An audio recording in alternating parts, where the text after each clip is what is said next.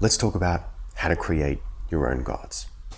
Now, I'm not talking about Odin, Thor, Zeus, and Poseidon, and all those guys. If you want to worship figures like that, that's fine, but that's not what we're talking about here. We're talking about the gods you're already creating, but might not be aware of it.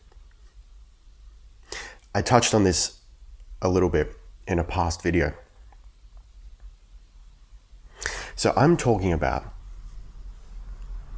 the god of working, grinding 9 to 5, the god of money is hard to come by, the god of money itself, the god of love and relationships and whatever. What I'm getting at is whatever you put your attention on, whatever you spend your time on, whatever you focus on, effectively becomes your own god. And the thing is, there's recurring themes, right? Like we all seem to create the same god. So in the modern era, a lot of us worship money. We may not use the word worship, but when you get right down to it, that's what we're doing. The reason I've phrased it this way, the reason I've referred to these concepts as us creating our own gods, is because I think it opens it up to a different perspective. We are able to think about it in a little bit of a different way. Because then it allows us to use the word worship. And worship has certain connotations that we might not otherwise connect to these concepts. Okay? So let's say you're worshiping a celebrity, right? I think probably most of us would agree that's maybe not the most healthy thing to spend your time on, right? But that's exactly what we've done with so many things in our lives. Take money, for example. We worship money. We give it power. We give it power over us. Because that's often what happens when we worship something. We subordinate ourselves to it. We externalize our power. We allow it to have power over us. So if you're worshiping a celebrity, you're saying they are better than me. They are above me. But they're just a human being like the rest of us. Right? We worship money. We give it power over us. We worship love. We externalize it. We give it a power that with love we don't realize that it is everywhere. It is what our universe is made of. It is within us. We already have it. So we worship it, we externalize it. And really, we got to get to the video about love. I'm it's such an important topic to me. We'll get there. Maybe in the new year. We'll do a big video on love. But attachment is really what we're worshiping a lot of the time. We call it love, but it's attachment. So why not use this to our favor, in our favor, to our benefit? Okay? I'm going to quote a friend of mine, actually. I doubt he'll ever see this video, but I was hanging out with him last night and he said something so profound. What was it? He said, spend your time instead of spending your mind, or something along those lines. I'm like, wow, dude. That hits in a bit of a special way. I would hazard a guess that a lot of you, like me, are overthinkers, right? And I think that is a symptom, is indicative of maybe someone who is ready to awaken. You know, I am I'm of the belief currently that people who lean towards the spiritual are a little bit further along on their path. Not better than anyone else, just at this moment in what we perceive to be time, they are a little further along.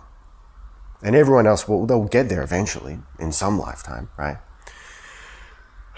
And I think there's an element of that. Overthinkers, as much as it can hurt to be an overthinker, as much as we torture ourselves with that practice, I think it is an indicator perhaps of us being ready. There's an opportunity there if we choose to take it. A lot of people don't choose to take it, but the opportunity remains.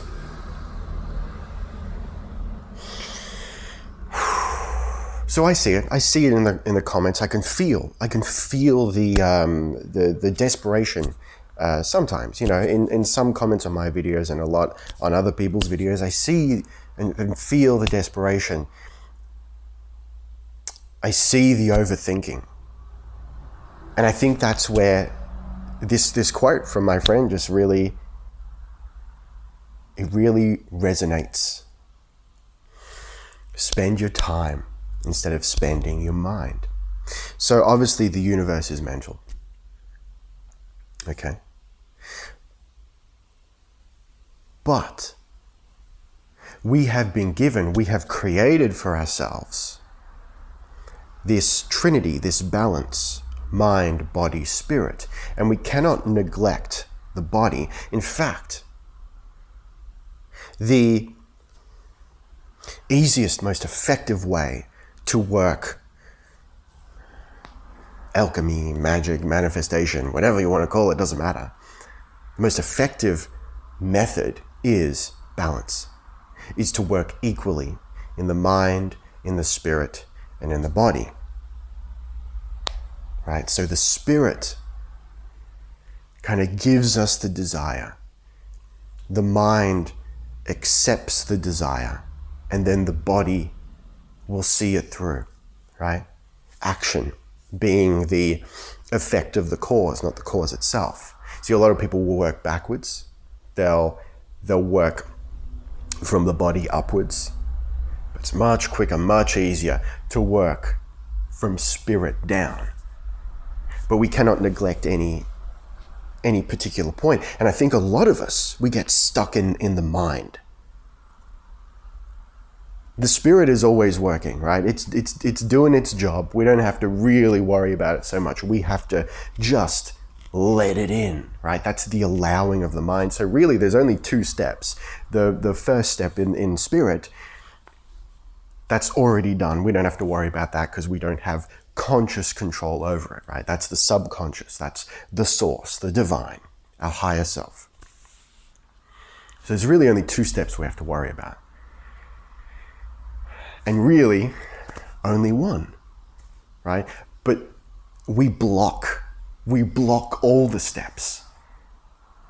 So all we have to do is allow, right? We just have to, the mind is like the gatekeeper. We just have to let go, let it be, and the body will do its job in turn.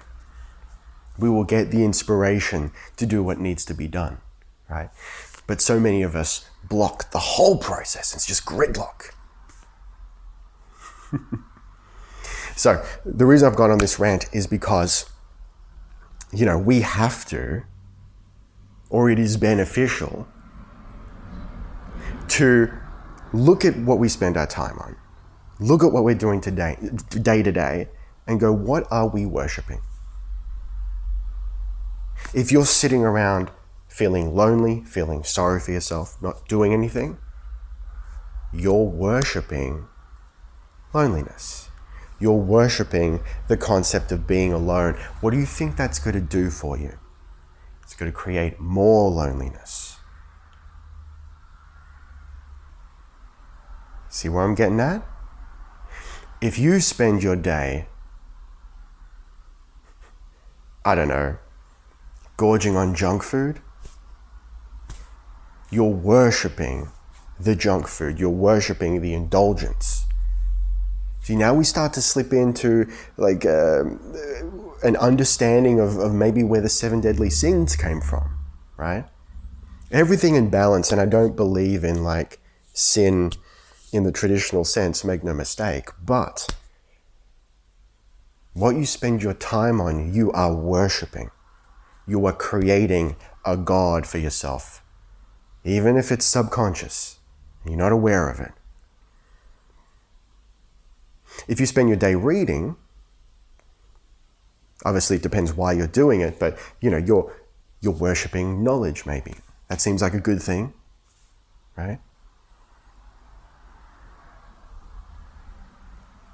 And we do this not just with our actions, but with our thoughts as well, right? So what are you thinking throughout the day? What are you attaching to? What are you fighting against? Because resisting is still attachment, right? If you want this thing, the more you want it, you're actually pushing it away. You're resisting it. That's why letting it go, forgetting about it, letting it be, not worrying about the outcome, not even worrying about whether it shows up at all, not being dependent on it showing up in your physical reality for you to be fulfilled by this concept, that's why it causes it to manifest.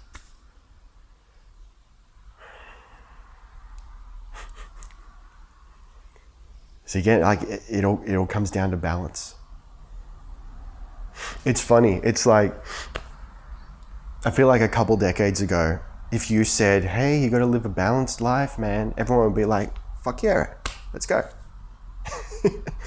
And now we've kind of, I don't know about you, but in my reality, I'm seeing a rejection of that, a rejection of balance.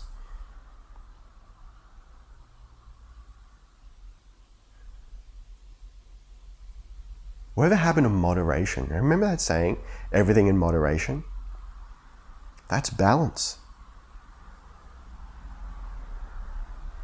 So you have to work a little bit in the mind, work a little bit in the spirit, work a little bit in the body.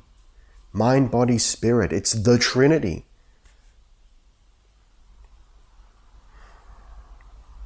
But that doesn't mean that you have to grind, because then you're like, when you're fighting, when you're working hard, trying too hard, grinding, well, that's too much focus in the body. And that's why, that can cause stress.